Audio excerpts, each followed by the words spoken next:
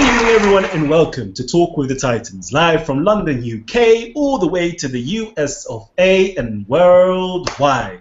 I'm your host, Kalam L, and this is Talk with the Titans. On tonight's show, we have the Grandmaster Linguist himself, Asar Imhotep, in the studios. Greetings to you, my brother, Hotep. Peace and blessings. Thank you for having me on the show. Look forward to presenting this presentation, and hope that your audience enjoys it. Thank you again. Excellent, excellent, excellent. If everybody's just tuning in right now, I implore you, just please hit the share button, let everybody know that Talk with the Titans is live, and it's not every, it's not, regular that we have this great and esteemed scholar in the studio, author of several works, author of several works coming into the studio. This is Asar Imhotep, all right? Today he's going to be delving into the power of love and African sovereignty, okay? We're going to be touching upon the concept of love from an African context. Brother Asar Imhotep, could you just give us like a brief overview of what you actually have in store for us? I know a lot of this information is coming from your book, the phenomenal Where is the Love? How language can reorient us from an African perspective.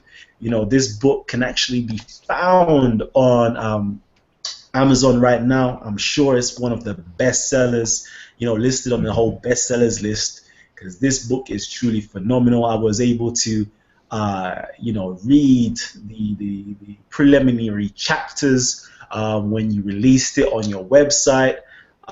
So please, could you just give us some more information upon what you're going to be presenting today? Alrighty. Well, in terms of the text itself, as you stated, it's titled "Where is the Love? How language can reorient us back to love's purpose." And this particular work is a linguistic examination of the word love in Indo-European and African languages. This text essentially asks these questions. How does our understanding of the word love linguistically affect our application of the concept in our everyday lives, in intimate and in communal relationships? I further ask, does this word have an African origin? And if so, are there any differences in its meanings? How are these differences, if any, translated into experience in their respective locations? And the bigger question I'm asking is, how does language shape human behavior, using the concept of love as a research focus? And so I will be drawing from the book to have this larger discussion. And so the 5 major aspects that I will be discussing today, of course, is the word love and its African origins, the origins of Indo-European languages and Semitic languages and its people, love in its African context, and love, its relationship to sovereignty and economic flourishing, and if we have time, love's role in counter-terrorism efforts. For example, police brutality, legal injustice, food sovereignty, and anti-African rhetoric and things of that nature. And so those are the things that I'll be discussing. I will have a PowerPoint, so some of this may be a repeat, but we'll go from there. And you know what?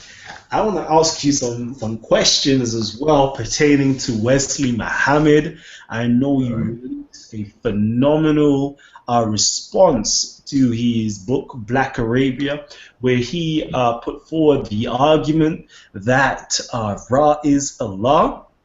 And then you gave the response by you was incredible, and it compelled the great Dr. Wesley Muhammad to formally take a whole year out of his life to deliver, I believe it was roughly around 40 pages worth of a response to you. So I want to hear some insight into that, into you and the article and your response, and obviously his response, and what is your take on that as well. You know what? We're going to hold on to that for the end of discussion. That's when we open up the show to questions where the audience members, the panel members can ask Asar Imhotep or the Titan that's on any questions or give commentary on their work. So we're going to save that right till the end. So stay tuned for that. Well, can I ask you something? Of course.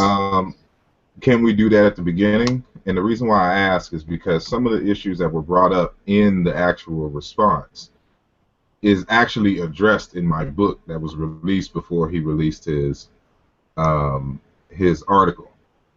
And so, you know, it will be in context, so I won't necessarily have to go back and refer to anything.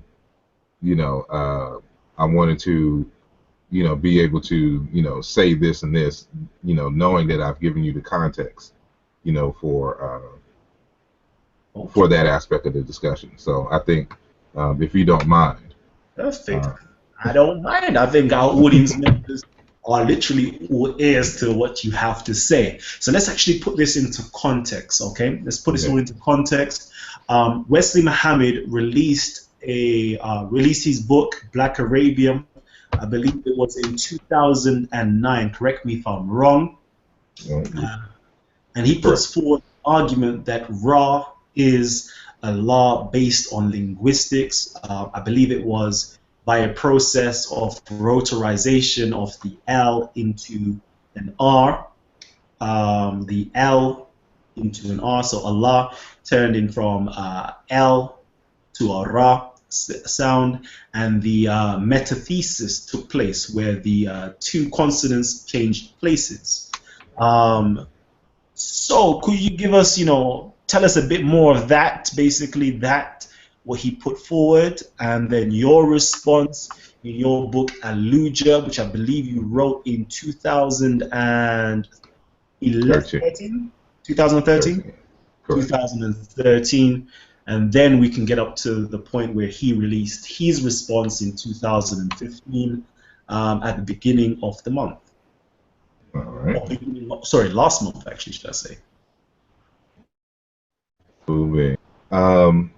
Yeah, so in 2009, Dr. Wesley Muhammad released a text, Islam and the African Origins of Islam, Black Arabia and the African Origins of Islam. In that text, he made a claim that the god Ra was Allah, and that that Ra was a Semitic deity that was imported into ancient Egypt by some anonymous Semitic clan. And so one day, I forgot whose radio show this was. It was a radio show that he was on, and it was a blog talk radio show. And this was somewhere around the beginning of 2010, because I think he released his book like around November of 2009. So around 2010, the beginning, that's when the show was, if I'm not mistaken. And, you know, I read his book, and I asked him a question. I called into the show, and I asked him a question about that claim. And he, you know, hurriedly dismissed, you know, what I was saying, you know, on the blog talk radio. And whoever the host was of that show at that particular time, what they would do is you would ask the question, and then they would mute your mic. And so you couldn't respond to whoever was, you know, making the claim. So he was like, you know, no, that there was no cognition of Allah, you know, in the African languages. It was Semitic and things of this nature, and we just can't make any half, you know, with it, you know, connections based on sound similarity. So of course he's not knowing who I am, you know, or if I've even, you know, researched this question prior to him even writing his book. And so it was that at that point that I decided I need to write an article so we can, you know, get all of this out, and I won't be interrupted or cut off on a blog talk radio program. And so in 2011 is actually when I wrote my article. on Wesley Muhammad, and I had it on my website for a while. And at this time, it was only one part to it, and that was the one on Ra. And so, of course, I disagreed with his thesis, and it was basically for methodological issues. One, he didn't attempt to do a linguistic analysis to see if it was possible for Ra to be alone. Um, Two, he didn't define Allah, and he didn't define the characteristics of Allah that was allegedly borrowed by the Egyptians. And so, and he didn't even look, if we were to argue that Ra was a borrowing, by what logic should we assume that automatically Ra was borrowed by um, Semites, given the many different ethnic groups that was around the ancient Egyptians at the time? And so he didn't do any of that legwork. It was just, he saw some text that made that assumption, and basically he rode with it.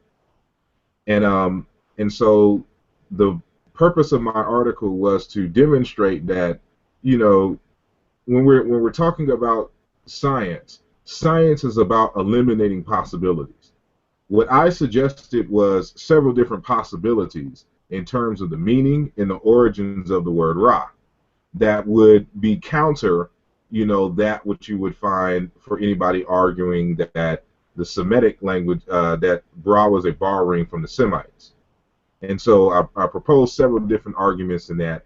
And then I added, as a second part to that original 2011 article, the second part where I attempt to give some clarity and define Allah.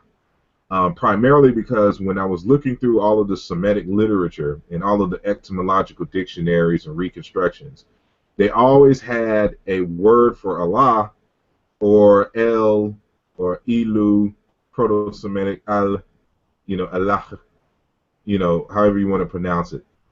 But they never defined the name. No one ever has, said that, this is what it means. This is the fundamental root in which the name comes from.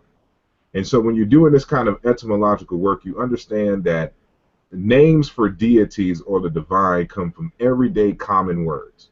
And so what was the everyday common word amongst the Semites that, became a proper name, in reference to the divine?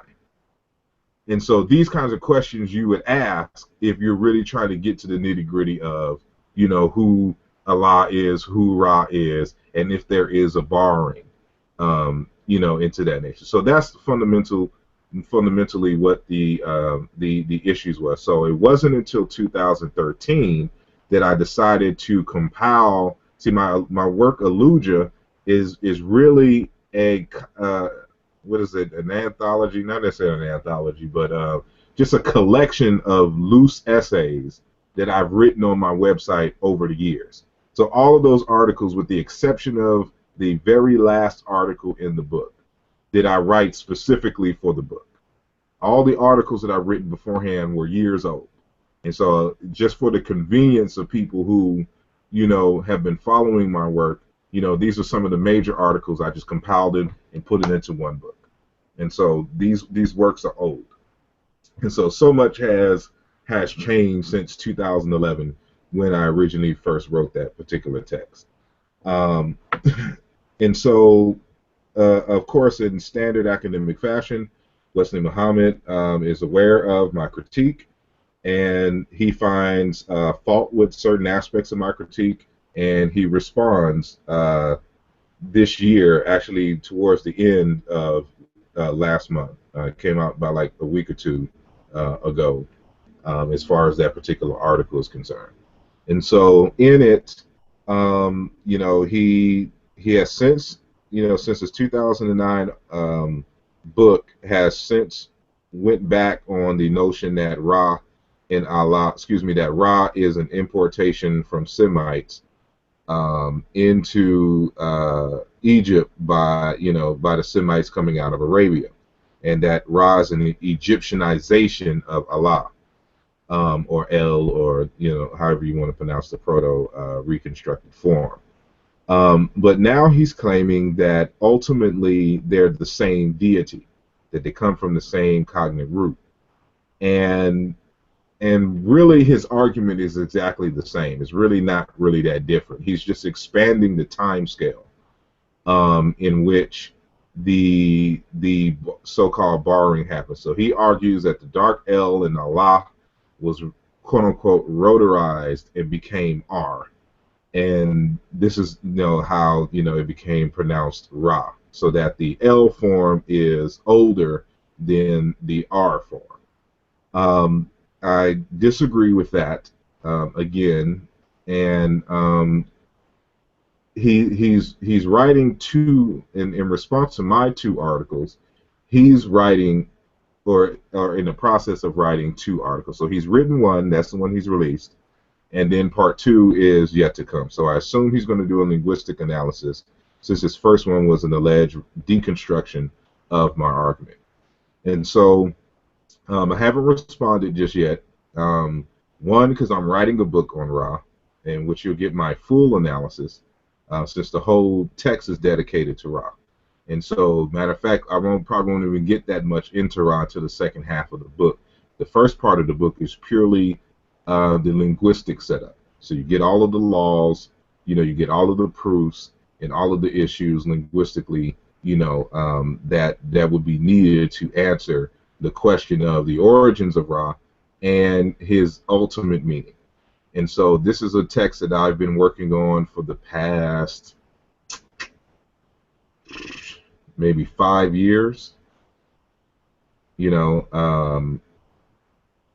terms of a central focus. And so I hope to have it released sometime in 2016. So you may have to wait on that full analysis. And so I'm trying to decide if I want to, specifically just write an article addressing his articles, or if I should just put it in the text, in the book itself, as in part of the response. But that's how it is at this moment. There are certain things that I felt that, one, he was quoting me out of context in his response, to several issues that were clearly addressed in my text. He claims that I was misreading him, and I quote him verbatim. Again, it's an issue of misanalyzing my words, and him not necessarily being familiar with the field of linguistics and what certain questions mean when you ask them linguistically. And so he's a little confused, in my opinion, on a few points. And so there's a whole bunch that would need to be addressed in that fashion. But in due time, I may or may not respond in terms of a separate article, or it may be addressed here and there in terms of points in the entire Ra book. So the Ra book's going to be pretty thick. It's going to be one of those thick scholastic works. So it's going to take you a minute to get through it. And so yeah, that's it in a nutshell. Okay, and real quickly, quick announcement for all those who are just tuning in right now. Yes, we have the Grandmaster Linguist himself, Asar Imhotep, in the studios, and he's here to give us his thesis on love in African context, and the African perspective of sovereignty as well. And he's delivering all this information that's coming straight from his book, Where is the Love, which can be found now on Amazon. Listen, just go on Amazon right now while we're speaking, hit up Asar Imhotep, Where is the Love, and just hit that purchase button. I'm telling you this from now. Okay. So everybody who hasn't already subscribed to the channel, just hit the subscribe button. You know what it is. If you're loving this information, If you're loving the information, you want to hear more about this Wesley, Muhammad, and Asar Imhotep, hit us up with a big thumbs up. Let us know that you're liking the information. And I see everybody there as well. I see everybody down in the comment section, messaging away, hailing up my brother Asar Imhotep. So peace to everybody as well. All right. So our brother Asar Imhotep. So you said that he's released the very first article in response to you, which was the deconstruction. You said that so that's the first article that he's written. So obviously there is a second article that we're hoping is going to go into some linguistic analysis. So did you actually write two articles, or was it just the one article? Now, it was originally one article, and then I wrote a second part to it and decided to include it in the text. So the first article is dealing with Ra. How do we interpret Ra? What is Ra's possible meanings? And asking the question, well, if we, can demonstrate that the ancient Egyptians had this in mind when they conceptualized Ra, are these same conceptualizations what we find amongst the Semites? Now, you can have, let's assume that Ra and Allah are cognates. Just because they are cognates linguistically doesn't necessarily mean that they are cognates conceptually. We can totally utilize or conceptualize, this force in different ways, although using the same word, because we've inherited from our parent language. And so you assume that if a group of people are going to borrow a concept in deity, that they're also going to borrow their attributes, their character, and things of that nature, any kind of rituals that are associated with the deity. That's what you do when you borrow something from someone.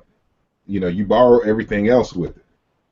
And so, we just don't, for example, we just don't borrow yoga, just the word yoga. We borrowed some stretching from yoga. We borrow vocabulary of yoga, concepts like guru, in terms of the teacher and things of this nature. What else comes with the borrowing that, has not been analyzed when you're making this assumption? Because, in order for them to borrow this, they would also have to lack this in their own culture, because you're borrowing something to, either fill in a void somewhere, or there was some other kind of social dynamic for which the borrowing took place. And so, let's assume, for example, that the borrowing was the result of a group of Semites conquering, an area in ancient Egypt. Well, can we demonstrate that historically? Is that the case? How did the borrowing happen? When did it happen? He was discussing, for example, he was harking on one of the reasons why we assume that there's a borrowing from the Semites is because allegedly Ra doesn't show up as a deity until the third dynasty. Well, that's not, true, and he finally admits it in, his response. But I guess when he was writing his text, he wasn't aware of this text in which I'm holding in my hand. It's a 2007 work by Joachim Kalam, which is Ra's My Lord, Searching for the Rise of the Sun God at the Dawn of Egyptian History, where he demonstrates that, Ra was there as early as the second dynasty, and which is very significant, because, second or first dynasty, that's right at the beginning. The first dynasty wasn't that long. And so when Ra comes into the picture, he's already fully intact in terms of his associations and things of this nature, which means that there was already a tradition of Ra in ancient Egypt. And so him realizing this later, which is why he had to retract, his argument that Ra was an import from Arabia.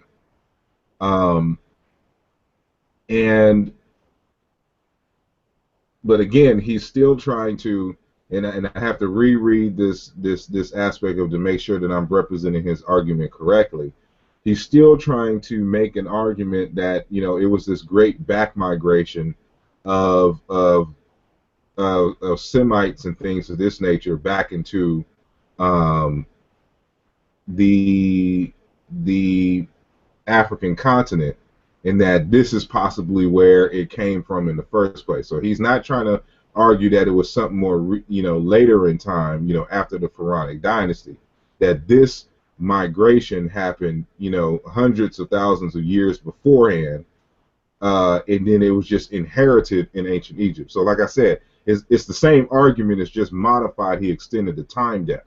The problem is that Semitic languages are not any older than 3,700 BCE, and he quotes Christopher Ehret, heavily in the text, but he doesn't quote Christopher Ehret's 2009 article where he demonstrates why Semitic is so young, and where Semitic originated.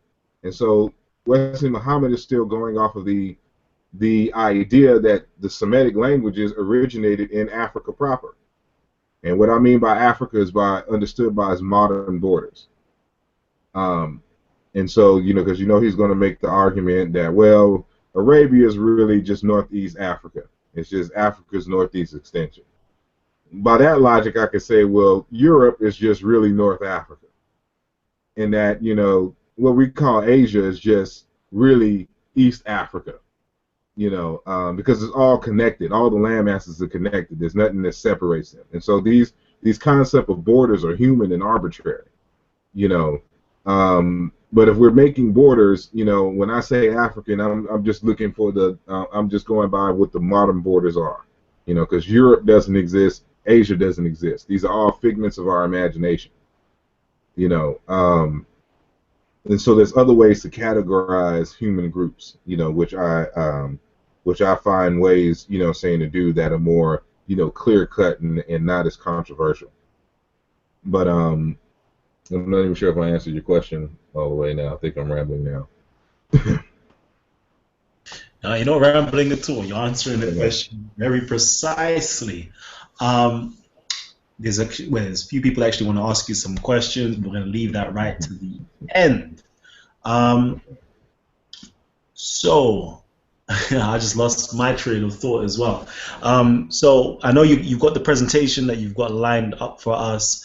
I know a lot of people want to hear more about this back and forth between you and Wesley Muhammad. It's actually a hot topic within inside of the intellectual circles itself. And we're quite honored to actually have Asar Imhotep at our fingertips, because we have great scholars such as Wesley Muhammad and others who are doing great works in the community, but their accessibility isn't quite the same. So we're very honored to have our brother Asar Imhotep in the studios itself. Also, just a quick note as well. I just want to let everybody know out there. Listen. I'm talking to people like Shaka Ahmos. I'm speaking to people like Dr. Ali Muhammad as well. Okay, as we can see, these individuals. There's so many great names that want to actually go at it with Wesley Muhammad. But our brother Asar Imhotep actually did it the correct way. He did it the scholarly way. All right. What I mean by that is, instead of actually just talking frivolously, getting on these, these videos, these YouTubes, on social media, just talking, our brother put forth a scholarly piece, a thorough thesis, an article breaking down where he felt and where how he can demonstrate and prove that Wesley Muhammad was incorrect, okay, and put forward his own argument. See, that's the proper way that we should be doing this within inside of the community. Brother Asar Imhotep, would you want to just expand on that, on how we should actually go about arguing? And I'm not using the term arguing in its common vulgar sense. I'm using the term arguing as it's used in its scientific sense. Yes. To argue is simply to put forth a position um, on a particular matter. And when you're doing scholarship, if you're claiming to do scholarship and you have a disagreement with another scholar's perspective on a particular subject matter, you don't personalize it and try to simply verbalize your issue with the person's claim. And notice that I'm talking about the person's claim, not the person.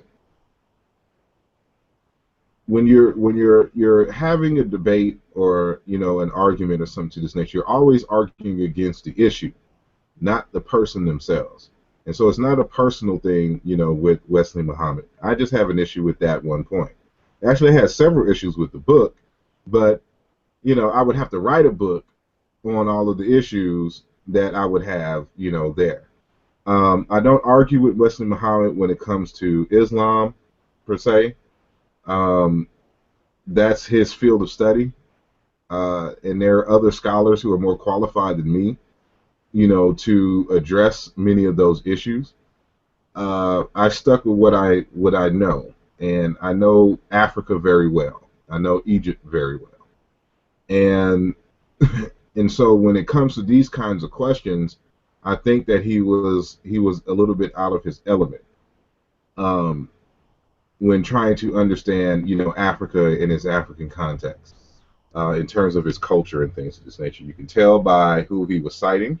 You can tell by the arguments that he was making that he just doesn't have that kind of background in Africa. Only recently, in a few years, do you even find him quoting African scholars. Like you see him in his latest works, quoting people like Oduyoye. You never heard him quote Oduyoye until he read my book. He made a claim in his 2009 book that basically Sumerian was Semitic. Um, I had to put forth some resources there, so now he's not arguing that point anymore. He's not really familiar, or at least then he wasn't familiar with African-centered scholarship and the scholastic work from on the continent. And so now, that he is being forced to deal with these articles in these books and things and these scholars, he can't make some of the same claims that he did before, because you have well qualified individuals on the continent of Africa who know their culture and who writes about these subjects. And so I've been acquainted with these scholars, for long periods of time, and even study under some of these scholars personally. And so, when someone makes a claim like that without consulting Africa, it's worthy of a response, because we can't have that kind of discourse, without something there to balance, that out. And so, with dealing with Africa, you have to, it forces you to ask certain critical questions. And so that's what I hope I've achieved in those particular works. And when it comes to the new, Raw book that is coming up, Aluja Volume 2, it's going to be on a whole different level, from when, I originally wrote this essay back in 2011. And so as time goes, you grow, you learn more, you correct certain mistakes and things of this nature. But some of in my opinion, some of the response that he had in his text, it was, a lot of misquoting, out of context, him not understanding the nature of what was said, and then on certain issues, I've already, addressed in other works, or even in that book, probably in another article, which, he probably just focused on, those particular essays that, interest him in that particular text. I'm not sure. I can't say for sure. So that, it's just pure um, uh, guessing on my part, for the record. But so, just wanted to, highlight that. And so this is why, I'm dedicating a whole book on Ra, because there's a whole bunch of things that is just not understood by mainstream Egyptologists, and people outside trying to argue for and against, what is going on in ancient Egypt without consulting Africa, on these questions. And so it takes a focused work. Like there's going to be a work that is released before then on Nesubiti and Paranim. And, that'll be kind of a prelude into the Ra book itself. And this is kind of, in many respects, a prelude into Ra as well, in terms of where is the love. And so we'll come to find out that Ra's not even pronounced Ra. That Ra's originally was a volcano. That Ra's origins is in Central Africa. And that the Bantu-speaking people, have or pronouncing it in his original name in original form. And then not only that, that Ra is all over Africa, and in its various forms. So it's like, again, I can't do a full response until he releases his second, article.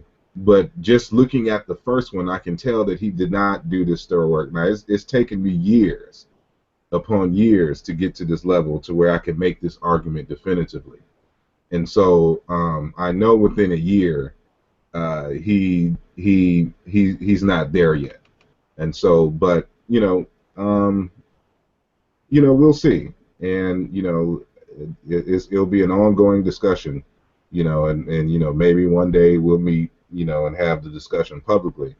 And but that's for time to tell. But I eagerly await his second response to my initial response to his 2009 work, Black Arabia. Wow. Now, you know what? That would be a most spectacular debate ever.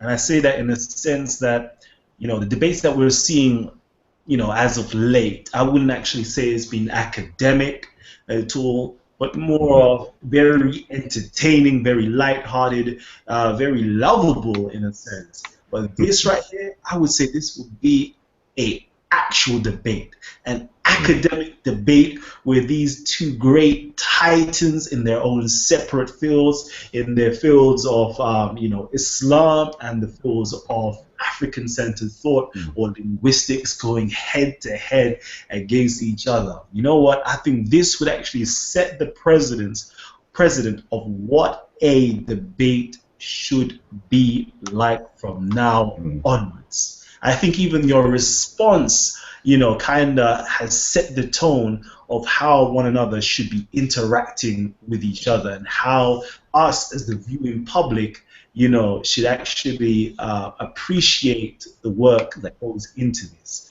I have a field day going through both of you and Wesley Muhammad's footnotes. Footnotes. The essays themselves, the thesis themselves, the whole documentation itself is all good, but it's the footnotes where it actually has the gems themselves. So that debate, if that ever comes about, wow, that would be powerful. You know what? You actually mentioned something. You mentioned a few things. You just teased us all the way, talking about Ra being coming from the volcano, how the Bantu speakers are actually pronouncing it in its proper form. You've even spoken to me privately about, the root consonant of Ra, and I won't actually say it right now because I know you're holding back. But you know what? You also touched on a key point as well. You actually said the word Nesubiti, and you said, the full meaning of Nesubiti. So I would like to know, actually, let me just put it out there, just real quickly, real cheekily, before we go into your presentation. What is your findings on the word Nesubiti? Well, the word Nesubiti is a word for king in the ancient Egyptian language. And it appears to be two separate words for king that seems to be like a serial noun. So biti or bit is a word for king, and nesu or nesut is a word for king. And so how the literature portrays it is that Nesut is the word for king for Upper Egypt, and Bit is a king. I mean, excuse me, the word for king for Lower Egypt. And so when they put it together, is king of Upper and Lower Egypt. But fundamentally, the word itself is just simply a word for elder or ancestor. And so what I'm addressing in this text is, one, what is the ultimate meaning of Nesubiti? It's just a word old. It's just a word for old, elder and ancestor. But really also correcting the concept of a god when they talk about the king as a god, and in divine kingship. There's a context in which you got to understand it within Africa.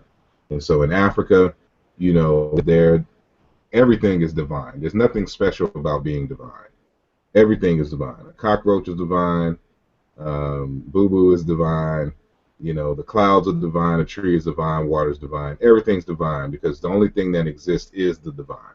Everything are just aspects of the divine. So everything is divine. There's nothing in terms about being divine.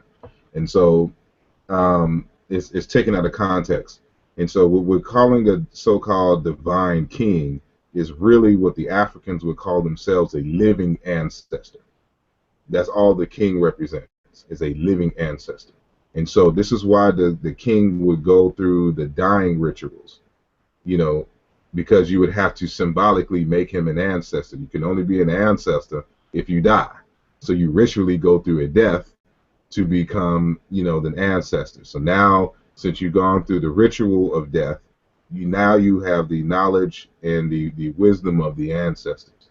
But also, for those who don't necessarily have kings, the country or the nation was ruled just simply by elders.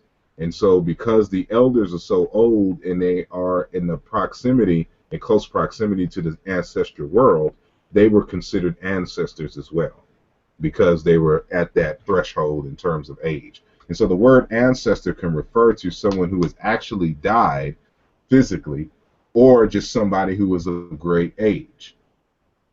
And so it is these words for ancestors which the Europeans are interpreting as divine or gods, so to speak. And that's not how the Africans viewed it. But, I deal with this concept of paronymy as well. And so I explain all of the regalia, the crook and the flail, what that really means. Why do you have a throne with a king? Why does he wear a staff? Why does he have spots in terms of the leopard skins and things of this nature? It's all, dealing with it linguistically. And so, and from there, of course, me being an African-centered scholar, I just can't stop at just giving you some good information. It has to be practical. And so the second part is going to be dealing with, what we can learn in terms of leadership and guiding our community and nation building based on what we know of African kingship or concepts of kingship and stuff of this nature. So how should you rule your home? How should you rule your community? How should you rule your organization? And things of that nature. So what's expected of a leader within the African context? Based on our knowledge of, Nesubiti. Excellent, excellent. Wow, can't wait for that. For everybody who's just tuning in right now, just want to let you know, Talk with the Titans is on every single Wednesdays. Every single Wednesdays we are on live and direct. All right. So we're actually gonna have some, wonderful Titans passing through the studios. All throughout this month and all throughout next month. One of our highlights is actually going to be Dalian is passing through the studios. He's one of the directors of Ancestral Voices.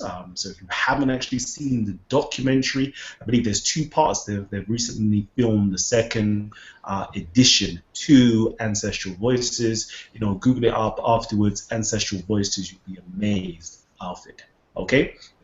And he's actually based here in the UK as well. So we're getting a lot of the UK, how can I say, heads or leaders of the so-called New Thought, awareness movement, conscious community, whatever appellation you want to give towards it.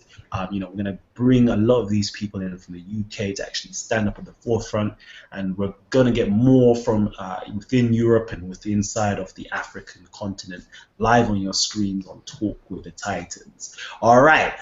So without further ado, this was a wonderful preamble. This is, a wonderful intro into your presentation. I know you got information for us. Hit us with that love from an African origin and an African perspective. Please, Asar Imhotep, Grandmaster Linguist. All right, well, let me share my screen real quick and do that. Hide that screen. Can you see my entire screen or my shared screen? For me, it's completely black. Let me just ask panel members, can you see Asar Imhotep's screen? Is it showing anything? I can see your face right now. Oh, here we go. Yes. Yes. All right, then. So, as stated, the title of this presentation is The Power of Love and African Sovereignty, Questions and Answers with Brother Asar. Today is May the 6th, 2015. I'm located here in Philadelphia, PA, the United States of America. And you can catch me on my website, asarimhotep.com. This is a map of Africa allegedly upside down. In order to answer this question in terms of where is the love, I like to have a proper what I call Afrientation, and that is from the perspective of the people themselves, based on the records that they've left us in fossilized in languages and in the culture. And so we'll be looking into Inner Africa to get at the heart of these particular concepts. And so this is the title of my latest book, Where is the Love? How Language Can Reorient Us Back to Love's Purpose, a preliminary linguistic analysis. This book was actually released 2 months after I released Aluja in 2013. I released it as an ebook.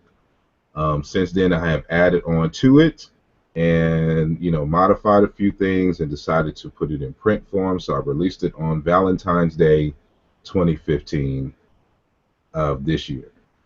And so, but this is the title of the text, and that's the book cover. You can purchase it at mochasuite.com from me directly. If you are in another country, like in Europe or something to that nature, it will be best to go to Amazon.com or BarnesandNoble.com to get it. It'll be cheaper for you in terms of shipping because they have a discount and whatnot. But to get it directly from me, go to mochasuite.com and purchase the text. And so our objectives for today is, of course, to discuss the word love and its African origins, the origins of Indo-European and Semitic languages and its people, love in the African context, love, its relationship to sovereignty and economic flourishing, and love's role in counter-terrorism efforts, for example, police brutality, legal injustice, food sovereignty, and anti-African propaganda. And so this is the table of contents of the book. And so the first chapter is the linguistic groundings. Chapter 2 is love and Indo-European. Chapter 3, thoughts and emotions. Chapter 4, what is love, the African context. Chapter 5, understanding the powers of being. Chapter 6, how being a whole helps us to better understand love. And yes, it is a play on words. Chapter 7, the Asar Imhotepian guide to relationships. And then the conclusion and bibliography. And I must say this, that this is not your, everyday, technically Barnes and Noble type book. This is a linguistic book. And so um, I'm making linguistic arguments, and I'm making some sociological conclusions, based on comparative anthropology and historical comparative linguistics. And so this is the first in a series of 3 books. And so, this one is a little bit more technical and more scholastic in that sense, because I'm making a scholastic argument. Um, but that's really more so the beginning, probably like the first 2 chapters. But after that, starting with chapter 3 is really conversational. So if you're not really into linguistics, you can actually skip chapter 1 and come back to it at your own pace. Chapter 2 still has some linguistics in it, but after that, it's purely conversational. And so, it'll be something that you can grasp very well if that's technically not your field of study. And so, part of the thing that we're dealing with here is the power to define. And so, I quote Dr. Amos Wilson, who was a businessman out here in the United States, out of New York City, as well as a psychologist. And Dr. Wilson has, written several works, and in his 1993 work on white supremacy, he states this. He says, when we get ready to create revolution, we must redefine the world and redefine words. There's no way around it. The languages that people learn and speak are most frequently directly related to the power relations between them. And so understanding words is very important when it comes to our quote unquote liberation. And so, there are several different inspirations for this book. But one of the major inspirations was asking the question of what is love within the African context? How come when we talk about love and romance, we can only go to Europe to get some kind of semblance of what that means? And so I went on a journey starting way back in 2002, maybe 2003, trying to figure out this concept of love and to understand this from a global perspective. And so what I found is that when it came to these issues of love in Africa, there wasn't really much text to help us, to understand love from the African context. And so those works weren't really written. And so I had to go a different route. And so this is when I decided to look at this from a linguistic standpoint. And what can we learn from there? And so 2 of the takeaways that I want people to get from this book is, one, that Black love is Black power. And so I'm dealing with love and power here. And so again, this isn't your everyday, hold your girl's hand type of book. We're talking about power relationships and how love is central to that. And starting with our intimate relationships and choosing the right mate. And so choosing your life mate is like choosing a business partner. And, you're creating an empire and you need to choose wisely. And the love that you have for each other, will determine how far you go in life. And so, with that said, the other takeaway from this book I hope that people get is that teams win. And which is why I chose for the book cover, you see this couple here, from ancient Egypt. They're both on the field together, putting in that work. So the man is doing the actual plowing, and the sister is right behind him, planting the seeds. They're working together in unison because they have an objective and a goal, in this particular sense, to grow food for the family. And so this is how we should look at relationship, as work. And that is something that you do in terms of teams, that you and your partner are a team. And so on the linguistic front, I started entertaining the relationship between African languages and Indo-European languages based on this scholar here, who is J.K. Campbell Dunn. I recently interviewed him on my YouTube channel. I think it's the last interview that I did. You can go see it. And just type in his name, and our interview will come up, and you can, get into the details of this particular work. But this is the written form of his work, which came out in 2006. But he released the book in PDF form in 2004. And so it was in 2004 that I started getting some insight into the possible relationship between Indo-European and African languages. And so this is the linguist that started me on that path. And so over the years, when I started asking the question about love, I already had a basis and some grounding to ask, is there an African origin for the word love, since we can demonstrate that Indo-European comes out of African languages. And so this notion is further refined, come 2010 by this engineer, this electrical engineer here, Jean-Claude Mboli, who's also a linguist. And he wrote a book, The Origin of African Languages, which we see here is written in French, a very comprehensive work, a 600-plus page work, linguistic analysis, improving on and expanding on the thesis originally created by Dr. Theophilo Wabinga in his 1993 book on the origins of African languages in terms of the relationship between Coptic, Egyptian, and modern Black African languages. Both of these are works on how to do historical comparative linguistics. And so if you can read French, I highly recommend this text. It was part of the framework that I utilized in arguing that love, possibly has an African origin. And so you see me, raise this chart, a lot, and this chart is in my book. And so the African language family in which I draw heavily from is called Negro-Egyptian.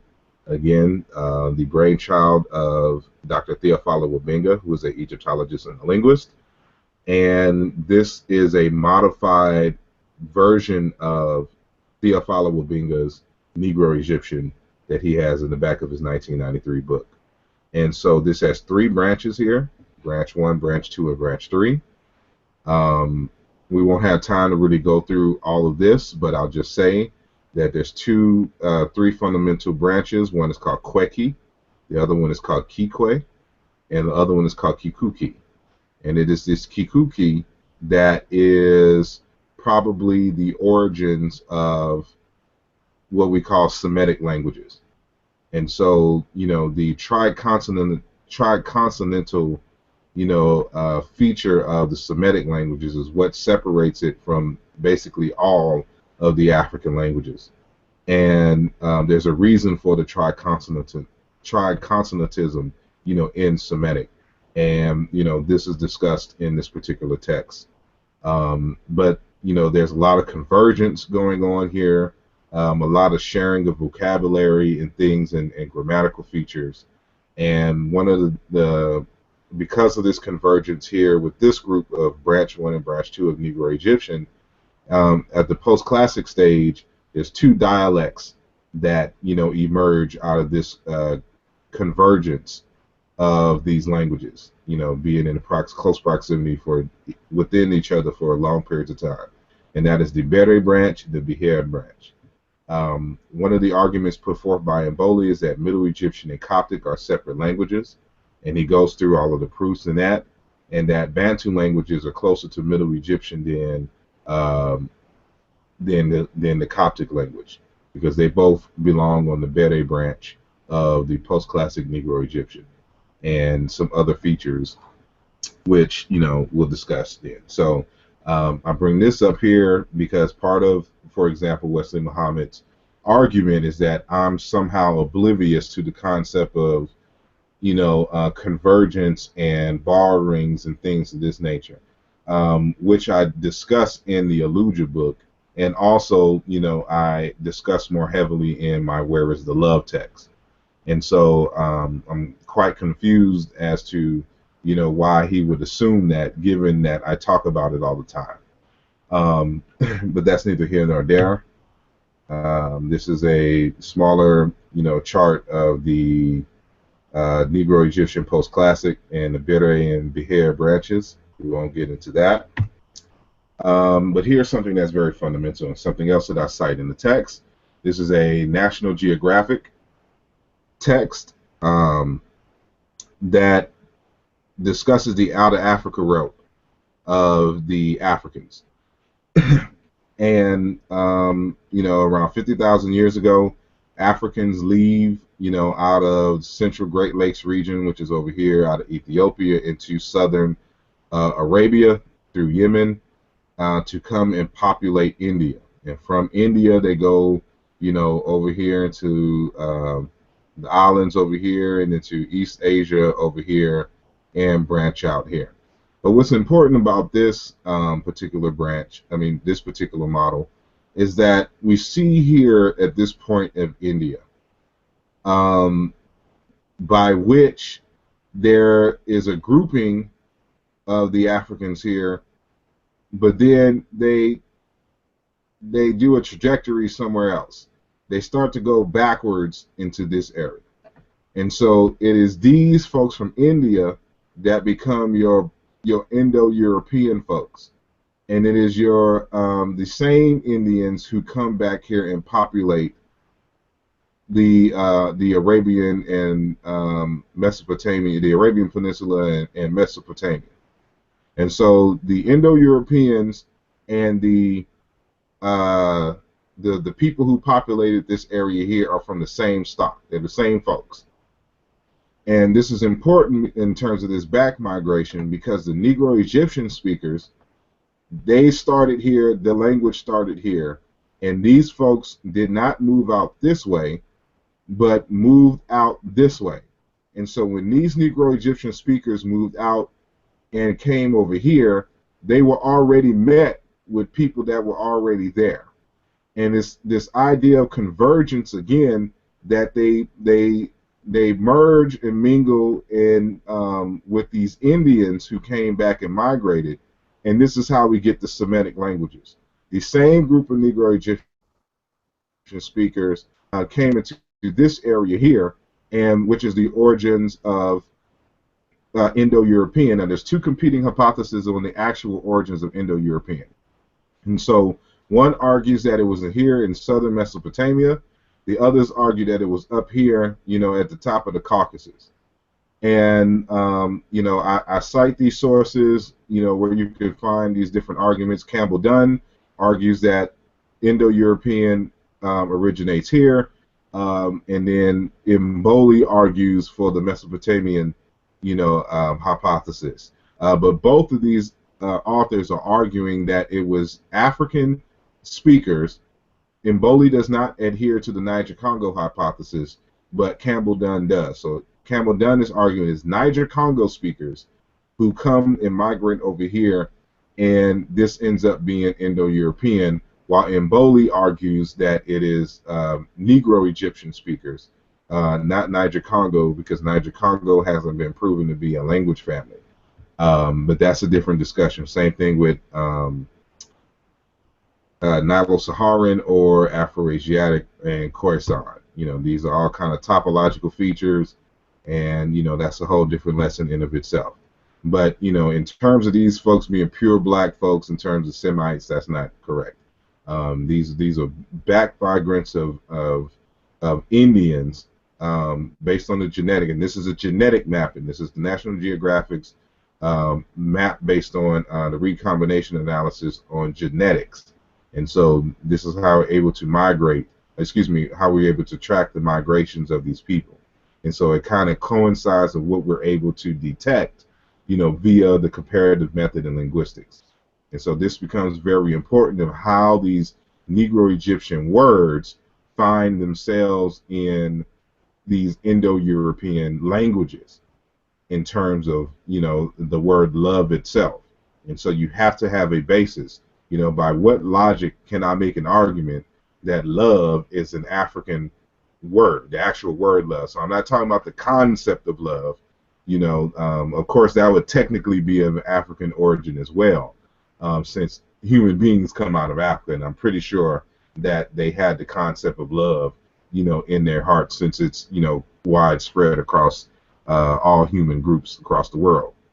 But I'm talking about the actual word love, Love, and what that means in Indo-European and in Africa, and if there's any difference in between these concepts. So, and so this is the word as reconstructed by Indo-European linguistics, by Indo-European linguists. And the Proto-Indo-European word love is, we would pronounce something like love. It's a aspirated, it's a Leu and then aspirated B sound. So it's ba, a B sound. And so we originally said something to the nature of love. And this definition that I have here is really many definitions all across the Indo-European spectrum. So all of these words, all of these meanings are not in any one language. And so you'll get to see exactly which languages these belong to in the book, in the second chapter. But for the sake of convenience, love in Proto-Indo-European, given all of the examples to my disposal, means to care for, to praise, extol, grant, promise, intense craving, approve, trust, faith, confidence, arouse, desire, seduce, greed, lust, willing, well, make love, adoration, wish, want, covetousness, what man likes to have, prostitute, desirable, valuable, believe, happy, blessed, permit, grant, glorify, yearning, pledge, vow, and hope. A wide range of emotions and actions, which culminate to give some kind of sense of love in Indo-European. And so, in any linguistic analysis, I have to be able to demonstrate that I can, on solid grounds, make such an argument that the word love has an African cognate. And so I decided to use Middle Egyptian as my grounding, saying for comparisons with Indo-European. And so as we can see here, wherever there's an aspirated B and H sound, it becomes, or aspirated B sound, which has the H, behind it, we have the B sound.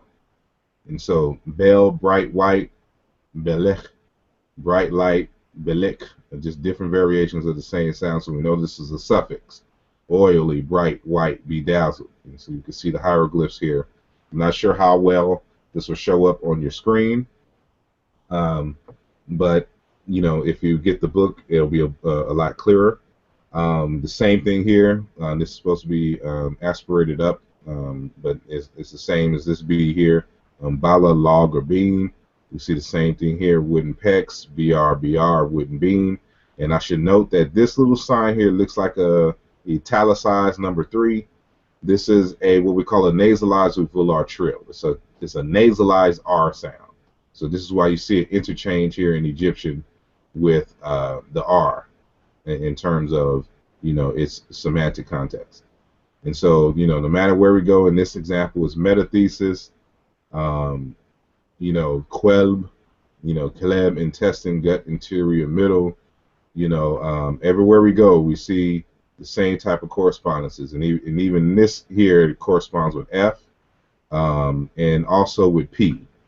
And so I demonstrate this here. But whatever it's an L or R in Indo-European, it also corresponds to R or the nasalized volar trill here in Egyptian. And so these are more than enough examples to prove that I'm on solid linguistic grounds to make such a comparison. And so with that said, when I look into the Egyptian, we have different various words for love. And so we have so-called ib, which is heart, which is actually lib, given its historic context. I don't know why this is showing up here. Get rid of you.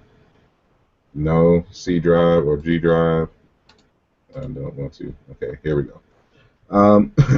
And so, to wish, to desire, to take thought, to take care, heart, mind, understanding, intelligence, will, desire, mood, think, suppose, yada, yada, yada.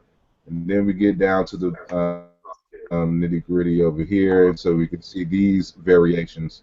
I'm sorry? Oh, it sounded like somebody was about to say something. And keep in mind that I have my screen at full screen, and so if you need to interrupt, you're gonna have to verbally do it because I can't see you, Brother Kalam. So just keep that in mind. But here you see the word here, love, love. In its original form, is reconstructed form that you find in ancient Egyptian. And so to desire, to wish for, to love, to long for, to covet. And here are the hieroglyphs, for lebi, lebu, saying here. And here would a geminate be, same thing here. So these are just all variations, saying of the same word. So you can find the word love in ancient Egyptian. And so after a lengthy analysis in the text, I define love, and here's the word ib, here's the word mer, or Mary, and this is a variation of this word here, Mary or Mary. And the word Nefer. So when you say Nefer as in Nefertiti, you say Mary as in Tom Mary, or if you say Ib or Lib, they're all the same variations of the word. There's metathesis on the syllables, and sound changes as it regards to labial sounds. And so all of this equals love. And so I define it as the principal actions that one does in the spirit of truth, charity, thanksgiving, generosity, care, concern, purity, beauty, goodness, harmony, elegance, and excellence for another human being, the rest of nature, and the divine, that adds life to life. And so the principal actions that one does for another human being, the rest of nature, and the divine, that adds life to life. And that's the key component here. What do you do to add life to other human beings, to nature itself? And within the right spirit of these particular characteristics, what we discover in the text is that the word love comes from a root that means to extend one's hand. And so all you're doing is extending your hand in charity for someone. The objective of love is to improve upon someone's life. And so we discover that love is not an emotion. Love is something that you do. So when someone is in need, you provide help for that person. Love means to help someone. And so, this is why I ended it with that adds life to life. It's the actions that you do that adds life to life. And so if your actions diminish life, then it is not love, because you're taking life away from other people. And so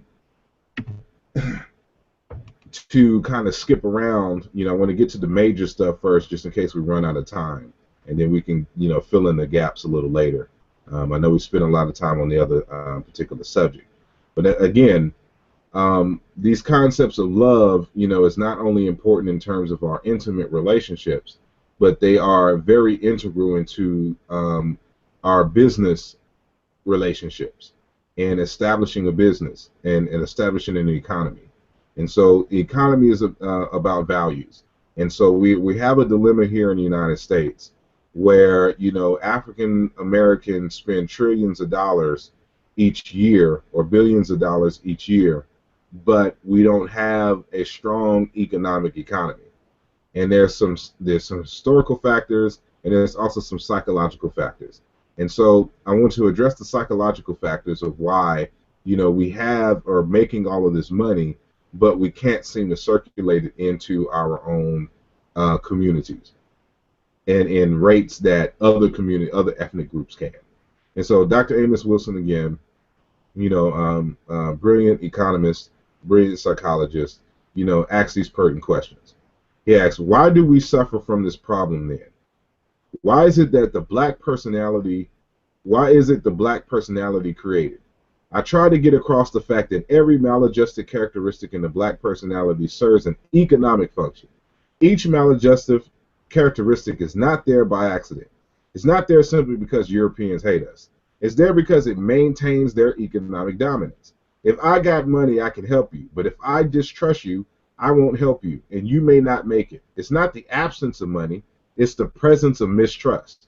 If I will not cooperate, if you cannot rely on me, then we cannot have an economic system, even though we may have money. In other words, a people must trust, be reliable, be dependable, have respect for each other, if they are to develop a viable economic system. When they have those kinds of relationships, they have a social system, and they can build and they can grow economically. And so it's critical, that we understand this here. That part of the reason why we don't have a strong economy in terms of African Americans and Africa in general is because we have not built up strong relationships with each other. It's still a lot of distrust. We see this on the continent of Africa. Matter of fact, Cheikh Diop wrote a book called Black Africa, an economic and cultural basis for a federated state. And it is that text that you really kind of realize the importance of Cheikh Anta Diop's work. He wasn't just working to prove that the Egyptians were black. He was trying to show Africans that you are all related, that you have a cultural basis to come together and create a United States of Africa. When you can create a culture, when you can create that economic model, then you can free yourself from the colonial clutches of Europe and other nations. And so this is why his little book, Black Africa, an economic and cultural basis for a federated state, is important. And even in Dr. Amos Wilson's Blueprint for Black Power, his third chapter is titled, if I remember correctly, The Culture and the Basis of Power. And so how is culture the basis of power? What do we mean by culture? Culture is simply the way that a population comes together to solve their problems. And they have to have some kind of sense of, dependency on each other and trust in each other that they can get the job done. If you don't have trust in each other, then you can't have an economy. And so this is why the concept of love is important in its fundamental details. And so the book that I was citing from the 1993 book is called The Falsification of African Consciousness, Eurocentric History, Psychiatry, and the Politics of White Supremacy. And so in this particular citation, page 44, he puts this in perspective, everything that I was just saying. He says, we're suffering from the absence of an economic system. Money is not a system. Money is what it is. A system involves the systematic and organized utilization of money. A systematized utilization and distribution of money, excuse me, a systematized utilization and distribution of money. Without the pattern, without the system, without the organization, one does not have an economy. An economy exists prior to money. There were no economies in the world, there were economies in the world before money was invented. We don't even have to have money to have an economized system. So ultimately, when we study an economic system, we recognize that an economic system at its base refers to the nature of the relationship between people. Again, we're dealing with this word relationship. It's the systematic way people choose to relate to one another that makes an economic system, not money. When we lack a systematic way of relating to each other, then we can have money and still be poor, have money and be robbed, which is what we are. And so he's specifically talking about African people, African Americans in particular.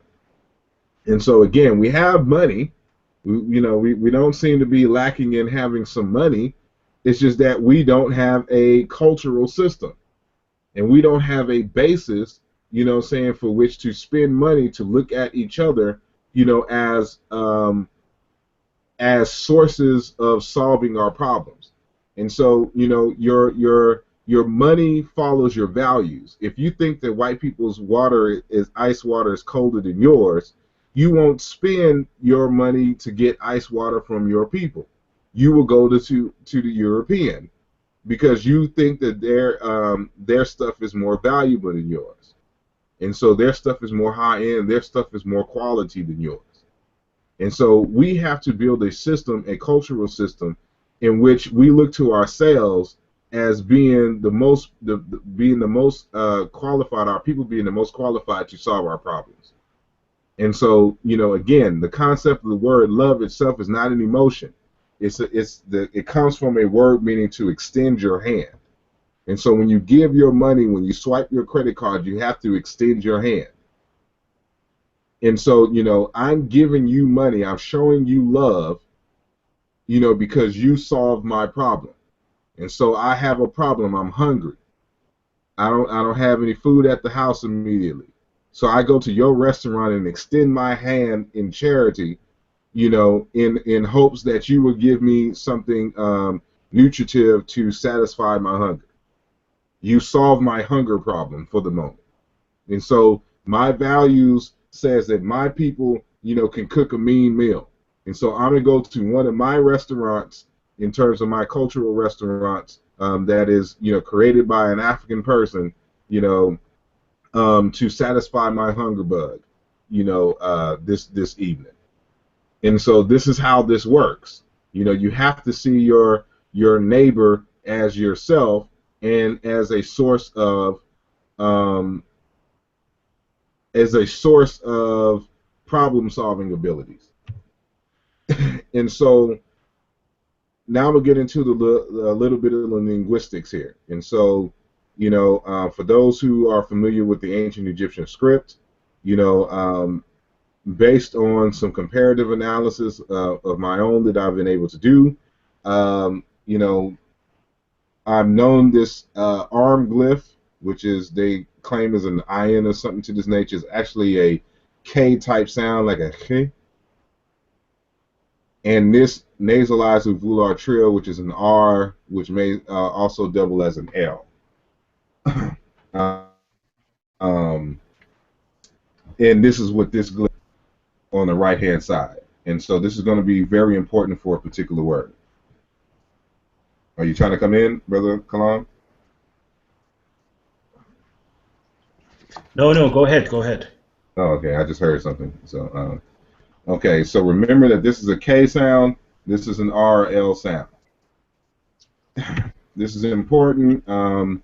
Again, this is in my book, and you can see the proofs here.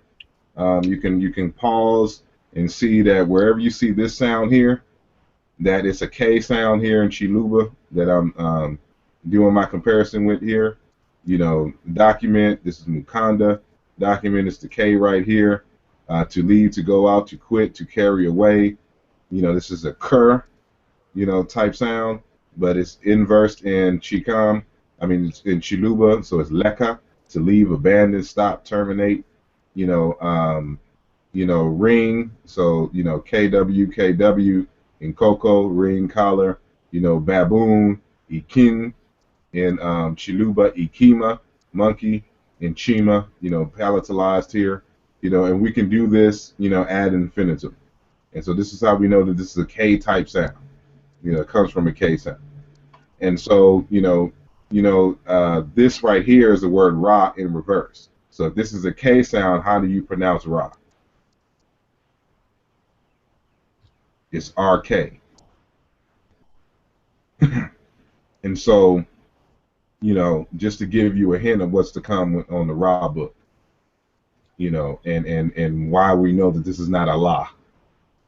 And I'll get into where the R comes from, as well, and the original forms of Ra, which is not what Wesley Muhammad has argued in his particular text. But that's neither here nor there. So that's just a preview of what's to come. Again, some more, here are the K correspondences. So to complete, in Kikongo, this is Chikam, or Middle Egyptian. This is Korek, or Korikwe, and this is Kalunga, complete. To tie, to bind. Some say ark, but it's not ark. It's Kalunga, to tie, bind. Captive, bound. Kikongo, Kanga. That's again.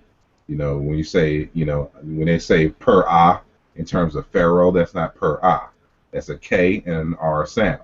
And so you say Nkole, prominent or powerful man. Nkwele, God. Commander, Kalunga, great chief. This is Kalu, Lunga here. So here Kali, to grow up, mature. In Chiluba, these are both closely related Bantu languages in the Congo. And so this is important in trying to understand this sound. Again, we say per unk, it's not per unk, it's per conga. You know, is the per unk still exists in Central Africa as kukanga, or sanzulo biazingu. This word here for life is palatalized K sound. So zingu, house of life, same thing here. But that's neither here nor there. And so I mentioned that the word marry is the actual inverse of the word love. And so the B is nasalized into M, and you know the R and L sound interchange, and it's the same thing. So marry, to love, to like, merut, love, will, desire. For some reason this isn't lining up correctly in terms of the actual hieroglyphs, but you can kind of get it if you read hieroglyphs. You know, on here, the well-beloved, love, want, wish, desire, prefer, covet, cherish. You know, all of these are the same word. Love, nefer, the B sound turned into F. You know, it's not nasalized in that sense, so then you would say nefer. In a different context, does this word here, which is truth, justice, straightness, balance, and order.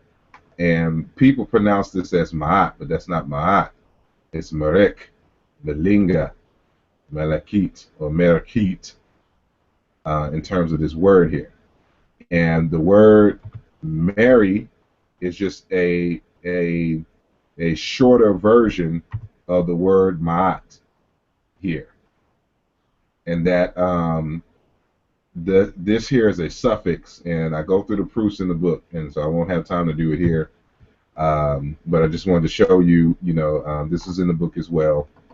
For instance, when we're talking about Maat, Maulana Karenga in his book Maat 2006 posits that the etymology of Merakit suggests an evolution from a physical concept of straightness, evenness, levelness, correctness, as a wedge-shaped glyph suggests to a general concept of rightness, including the ontological and ethical sense of truth, justice, righteousness, order, in a word, the rightness of things.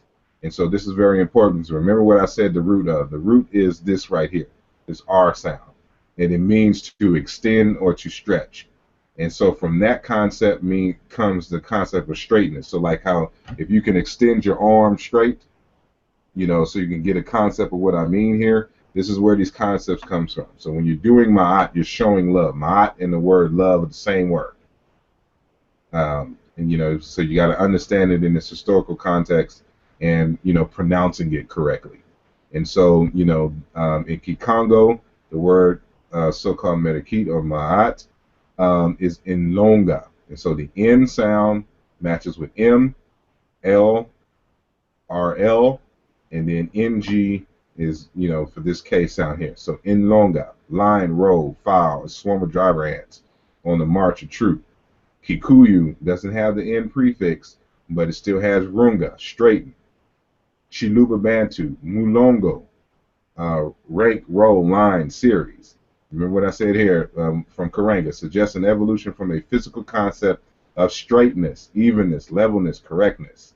And so all this line, the concept of straighten, all the same semantics. And so as I said again, the Congo, the Bantu, they preserve all of these ancient Egyptian words in their original form. Mulongo, this is what you would say here. But even in Proto-Indo-European, without this M prefix is a prefix of abstraction. It makes a word abstract. And so it's fossilized in ancient Egypt. And that's why they added this T suffix to do exactly what the M suffix does. I mean, excuse me, the M prefix does. And that makes this a little bit more abstract. And so in the Proto-Indo-European, when you say reg, you know, in the word for right itself, you know, move in a straight line, also to rule, to lead straight, to put right. So it's in the word right in English. Regulate, regular, regal, correct. All of these had the same root, rig, in Proto-Indo-European, which comes out of these African languages. So even when you're saying the word right or righteousness, you're saying the word Maat without the M prefix. And so, you know, without the M prefix, you were saying rig, rigit, right. You see where the word right comes from? It's all here. And so, so when we're talking about Maat's very important to this concept, because ancient Egypt's whole economy was built off of this concept of Maat. Its religion is Maat. It's built on love. It's built on these principles here of truth, justice, straightness, balance, and order. I should add here reciprocity. All of these are the things that you need to have a successful intimate relationship with a man or a woman, and in terms of your business and in the economy. And so this is how you build strong relationships, by having the concept of ma'at or love, in your particular actions and framework. And so this is the word ma'at in its various different forms. The word ma'at again is the root is R, and so you have really truly here, Chiluba Bantu Lalela, Siswana Ruri truly, Yoruba Ododo Otito, truth, fact, justice, equality, rightness. And then with the other affixes, this is how you get Ma'at. So this is the root of Ma'at in Egyptian. Right here, Riri. And then, with the other affixes and suffixes is being reduced, and it's nasalized here because of this nasal. In truth, justice, harmony, balance. Chiluba Malelela, reality, truth. Bulelela, reality, truth. Sialeke, the K sound, which you see here. But it has a different prefix in Chiluba, truth, reality. But Basa pronounces it in the historical context. Malega, truth. Again, Zande, Ringo, truth. Somali, room. The G sound is dropped, but it's still the same word. Kikongo again, in Lungu, justification. The state of being just, justice, rightness, blamelessness, completeness. Kikongo, Lunga, be accurate, or right, be exact, perfect. Isizulu, Lunga, become right, good. Utu Lunga, accuracy. Matter of fact, this word here is the same word as we say ak or aku in terms of goodness and everything, but that's not aku because it's reku.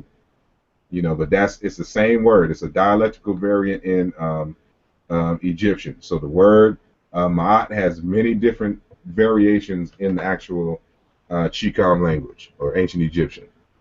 And so, this is one of my old mentors. He passed away in 2013. And, this word Nganga, he was an Nganga, a master teacher from the Congo and initiate, wrote the book African Cosmology, the Bantu Congo. You see the word Nganga right here, life personified, the name of a god. It's really a priest, and so, we're dealing with that word God in a different context, but this is the priesthood called Ankh, here, but it's really Nganga, and that's what he was. And he went to Per Ankh in his native Congo, which is Kukanga or Zingu, different variations for the same school. So they have that same tradition. This is how we know that a lot of these traditions come out of the Congo and made its way up into ancient Egypt. But that word love, again, coming from the variation Merikik, has different prefixes. So it's Ninga, balance, Kininga, balance, Lunga, balance.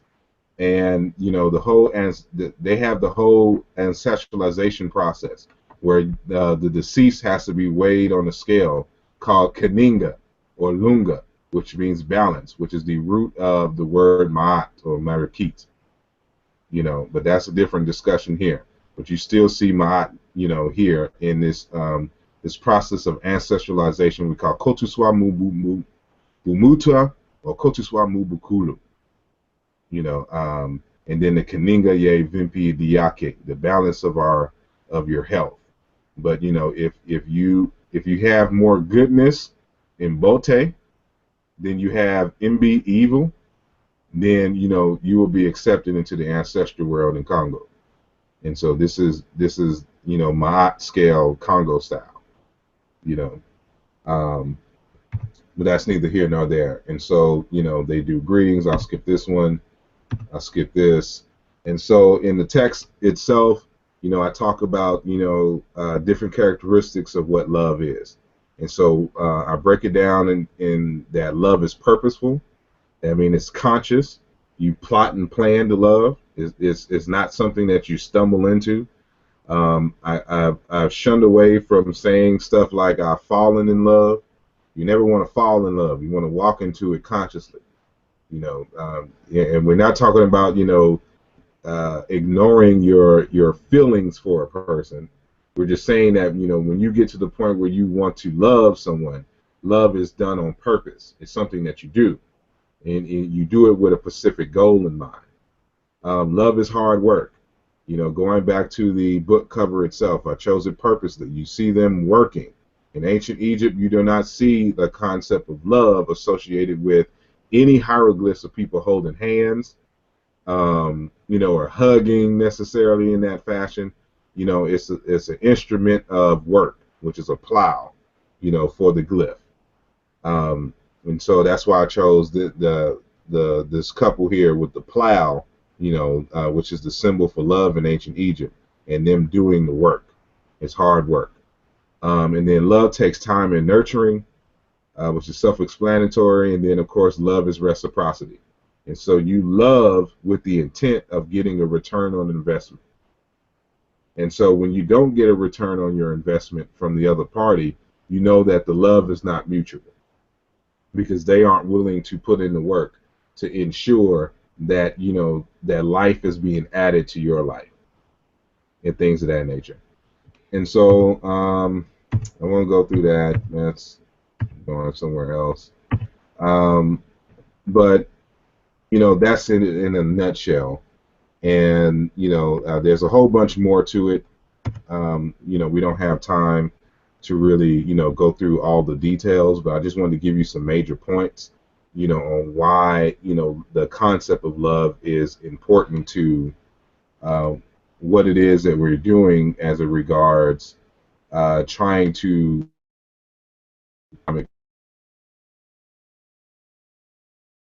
system, and the notion that your neighbor can solve your problems, and to be able to extend your hand in service of another, and in charity and goodness and things of that nature. And so all of the details are in the text.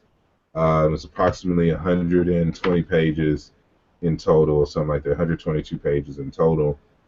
Believe me, I'm only scratching the surface, on what is revealed in this text. And so it goes in many different directions. So for those of y'all who, are looking for a guidance on how to choose a mate in terms of moving forward, that's in here. In terms of an argument for, why black love is black power, that's in here. A cosmogenic basis for love, that's in here. All kinds of different things. And then, of course, the linguistic analysis is in here. And so, in all of the linguistic proofs, and so I think one of the major contributions in here is discovering that Maat really means love and family and things of that nature, and how that's all applied. And so I don't know how much time, if I went over time, you'll let me know. Yeah, you know what? Hold on 1 second. I think I'm just showing your screen and your screen alone to stop presenting. Okay. Yes, that was a lot of information for all of us to take in. A lot of people have literally been contacting me, wanting to ask their questions, actually joining into the panel right now. I know they're ready to fire away with the questions. But before we go to the panel members to actually, fire off some questions to you, I'll actually like to go to the YouTube. So I'm just scrolling over now to the YouTube to get all the last questions in, or get their questions in as their priority before we run out of time. So one of the first questions I've got here is from Yao Hamisi Heru Shango. And the question put forward is, what's the relationship between Ra and Heru in regards to them both being portrayed as the son and husband of Het Heru? Dua. Alrighty. Well, first and foremost, the word Ra and Heru as the sun are actually come from a common root, but from two different languages. And so the Ra cult and the group of languages that came in with Ra is different than the ones that came in with Heru. And so it's just a matter of convergence on the now, which is why you have both of those names and deities, in ancient Egypt. And so,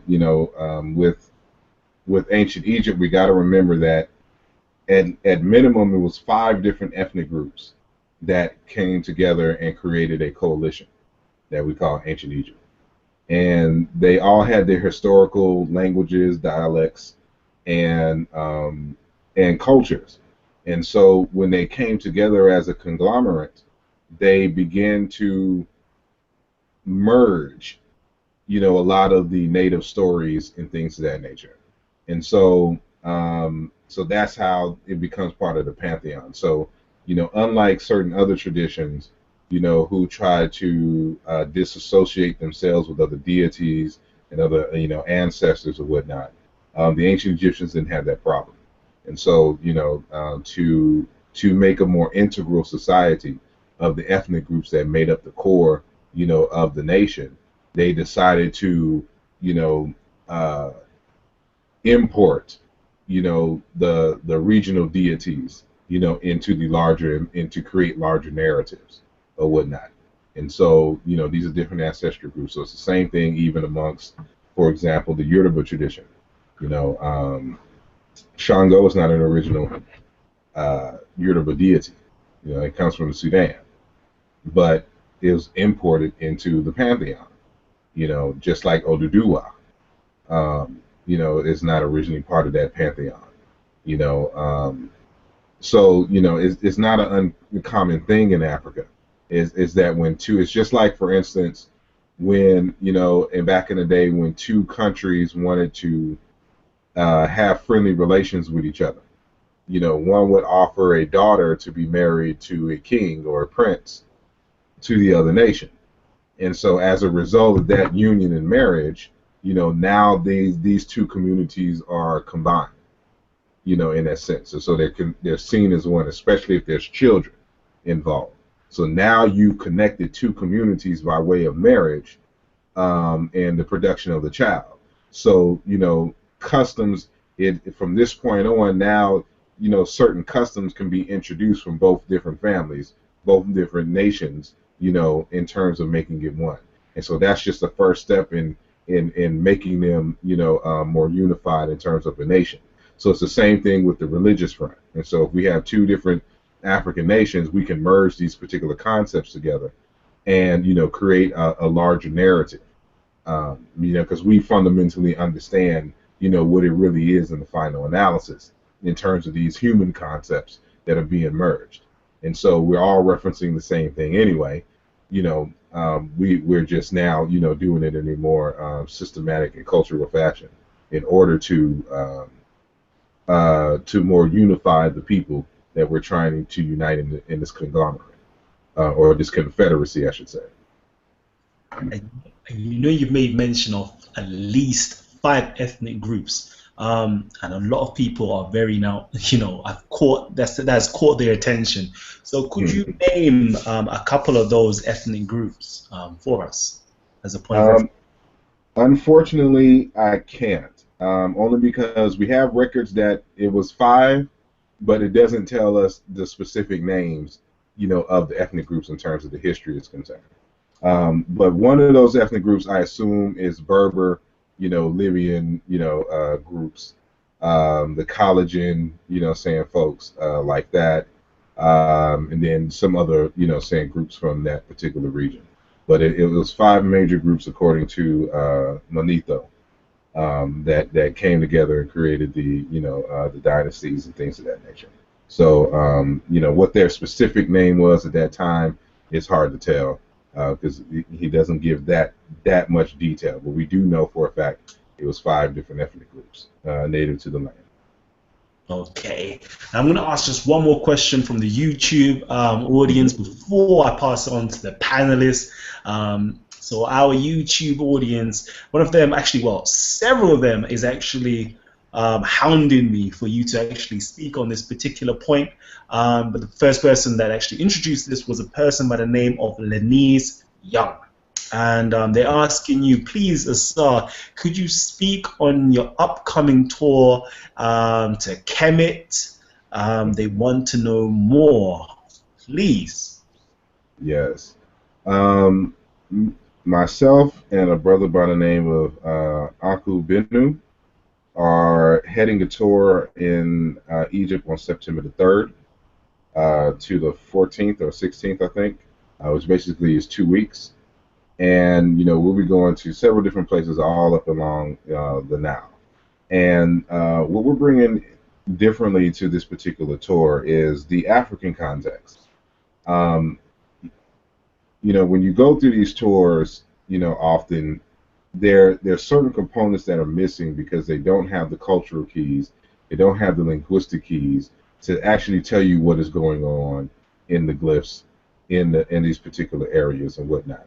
And so, we want to be able to bring that and show the connections between um, Africa itself as a whole and ancient Egypt. And so we're approaching this from the standpoint that we're talking about Negro Egyptian culture as expressed through ancient Egypt.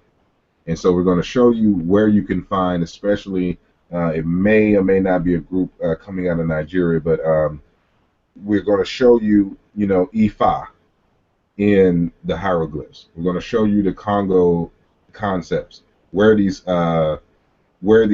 people came from, what survivals are in the Great Lakes region and things of this nature.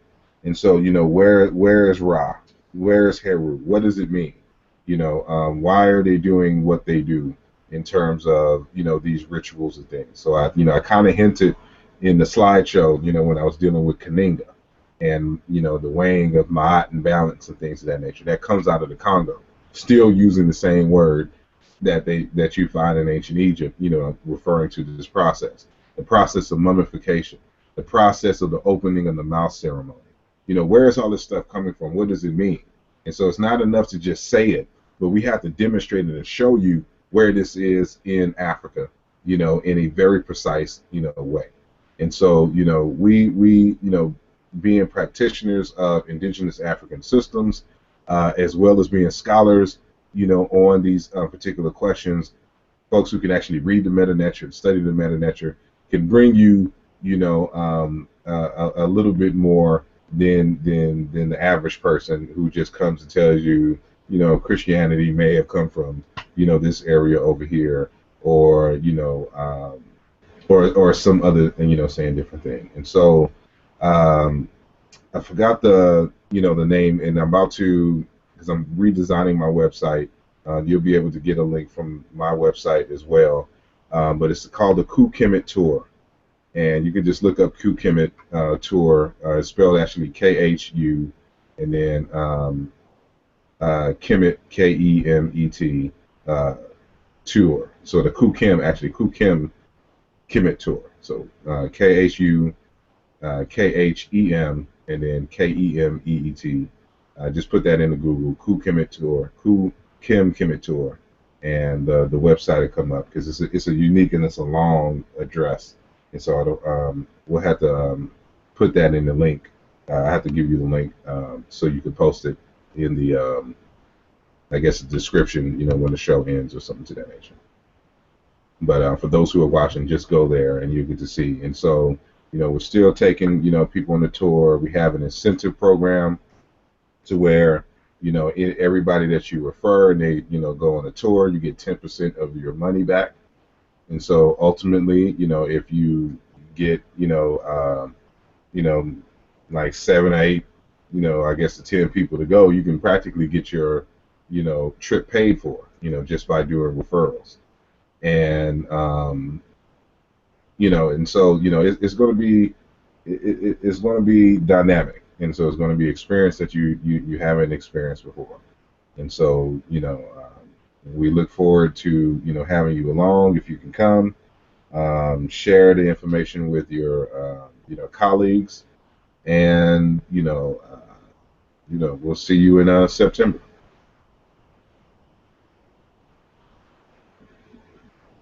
Excellent, excellent. Okay, so wow, it's that Kemet tour September. We need to get in touch with the other brother, I believe, part of the Hemnu tour, Mhm. and see what he also has to say. I'm quite interested in hearing, the whole African perspective or the African contextualization of Egypt. Obviously, Egypt is in Africa and it's wholly African, but we never hear it from the indigenous perspective, which I believe these two brothers are definitely going to be bringing it Mhm. to us. So I know And we we got may, a couple and brothers. we I just wanted to say quickly that we may have a brother from South Africa along on the tour as well, to discuss, the similarities in the context within the Zulu tradition, as well. So, it's going to be, we're going to be dealing with some indigenous folks there, and so you'll be getting firsthand, accounts of what's going on in terms of the culture there. So we have a few connects there. My Babalawo lives in Egypt, and so that'll be an experience, and we'll probably meet up with him as well. Um, so I'm sorry to cut you off, but go ahead. Okay, no problem. All right, we're literally drawing to the end of the show right now. Our time is very limited, indeed. But everybody who's actually watching right now, if you haven't hit the share button, please hit the share button. Let everybody know that Asar Imhotep was on, and hit the share button afterwards, and keep sharing this, because this is one of our most powerful scholars.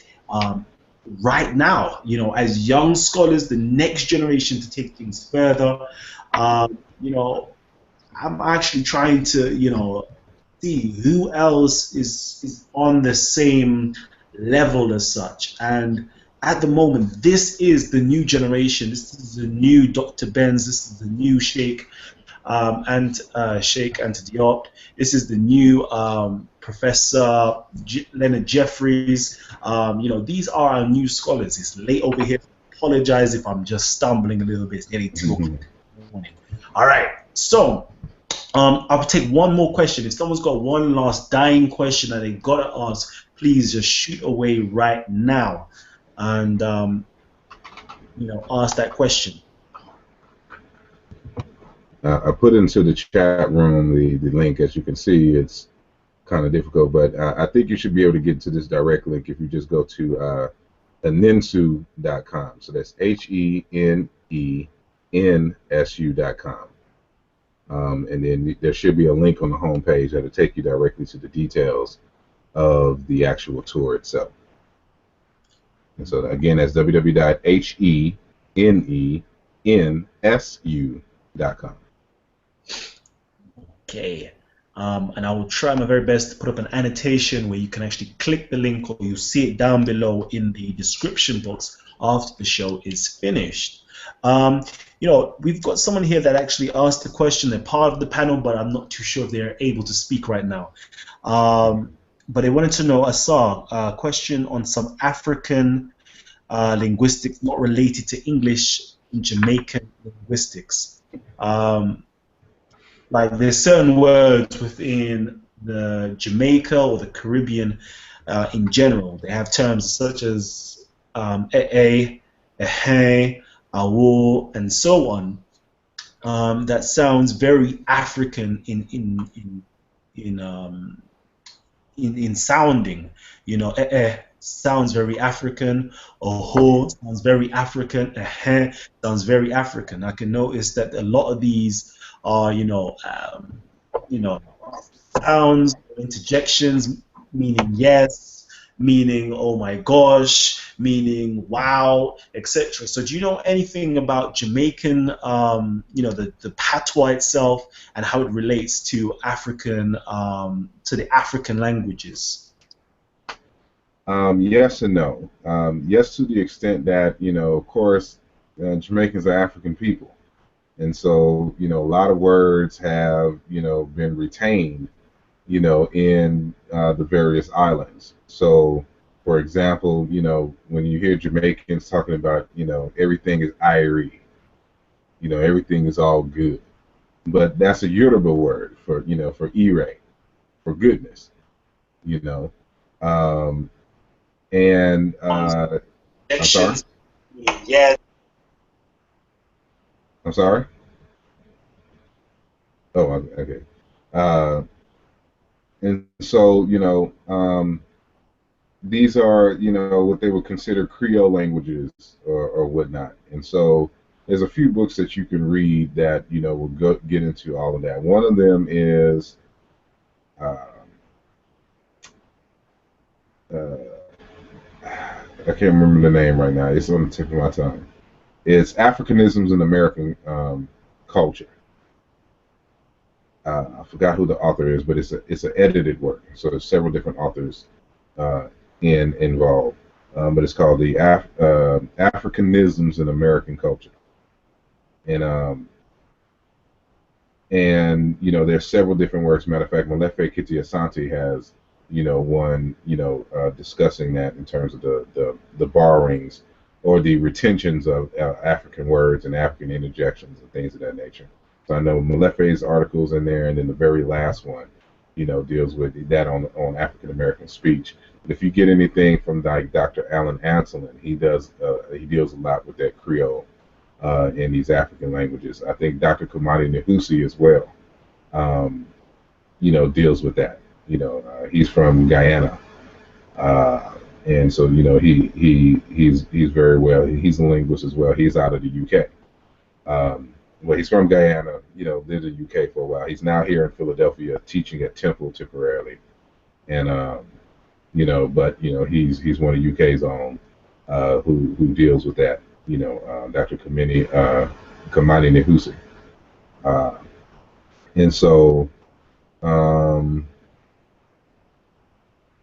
I think I mean, there's so many works. It's mainly articles and things, but it's just very simple. It's just, you know, that's where Africans, you know, first came into the Caribbean before being shipped off here to the United States. And so since they were able to keep more of the culture, in terms of, you know, even the pronunciation and nuances and things, you find these interjections. So you know his or her, whoever it was, assumption is correct in terms that more than likely there are African retentions. And so it's just, you know, look at some of those works and authors that I spoke of and see if you can get some more details, you know, on that. Hey, thank you very much. You know, we've literally come to the end of the show. So if anybody got any last questions to ask, I'm sorry you can't ask them right now. But you can always tap into the Talk with the Titans Facebook group. Talk with the Titans Facebook group. Asar Imhotep is always on there, always willing to answer any questions or to point you in the right direction. So just hit up the Talk with the Titans Facebook group, join on there, and you can stay in tune with all of our Titans as well. And if you haven't already subscribed to Talk with the Titans, what are you waiting for? You know, please just hit that subscribe button, and you get to have a chance to see all of these magnificent Titans. We've had some great Titans in the past that have come on the show. You know, people from Shaka Ahmos, Dr. Ali Muhammad, the Magi himself, Jonathan Owens, Anka Keck, you know, Guerrilla Hebrew, Israel Doctrine. You know what? There's so many different people that have come on. So depending on whichever sway you're from, I'm sure you'll find somebody on there that, you know, you resonate with. But we've literally reached the end of the show right now, so I'm about to close out. And I would like to thank our most esteemed Titan for coming on the show and you know, delivering his wonderful thesis on love from an African perspective, and also giving us, you know, one of the first insights and, you know, somewhat of an interview on the Wesley Muhammad and Asar Imhotep contention that's currently going on. I would like to say the conscious community, but it's more of, I would more like to say, in academia. You know, the contention that's going on between Asar Imhotep and Wesley Muhammad in academia. Is Ra Allah, or is Ra something completely different? we'll soon find out in Asar Imhotep's up-and-coming book. So thank you, everybody. This has been Talk with the Titans, and I've been your host, Kalam L, signing out. Peace.